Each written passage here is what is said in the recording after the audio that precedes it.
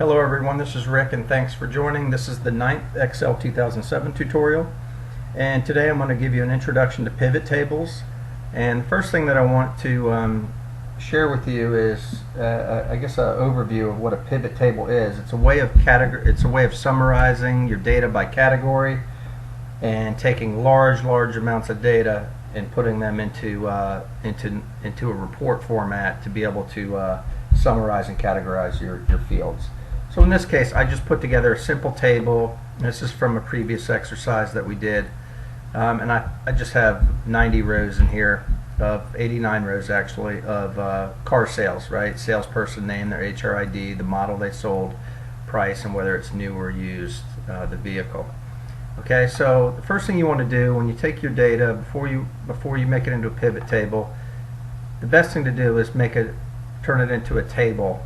The best way to do that is to do insert, choose table. It will typically automatically choose the correct range for you. You have to say OK.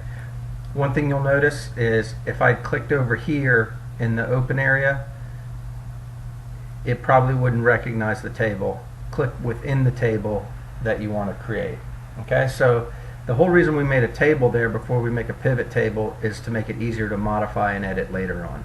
Okay, so the next thing we want to do is we want to create a pivot table. So how do we do that? We click on insert and we choose pivot table. Okay, there's a couple different options here. We can choose the name of it. I'm just going to leave it as the default. It defaulted to table 3. Next thing is, if you want to get data for your pivot table from an external source, you would click here and then you would click choose connection and you would go in and choose that appropriate path. Okay, whether it's a database or whatever it is. The next thing you would do is choose where you want the pivot table to be replaced. The default is a new worksheet, probably the best bet, and that way you keep it nice and clean on its own worksheet, or you can choose existing worksheet. Okay, so I'm going to say OK, and what it did, you see, it's just a generic blank pivot table at this point. Now I can go over here and I can choose items to put in, categories to put in the pivot table. So in this case, I can check the item, or I can drag it down into the appropriate area. So for example, if I want to put model under row labels, I can click model and I can hold down the mouse and drag it down and it will put it in there automatically. You notice all it did was check the box there.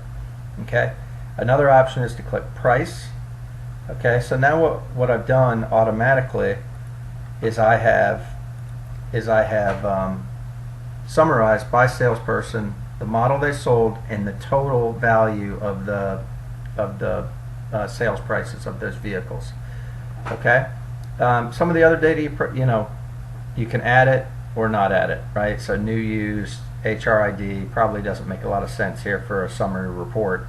Another thing you can do is you can filter the data. For example, if I want to filter under model, I can highlight model, click the little pull down, and I can uncheck select all and choose Accord, and you see what will happen. It'll show just the Accord sales.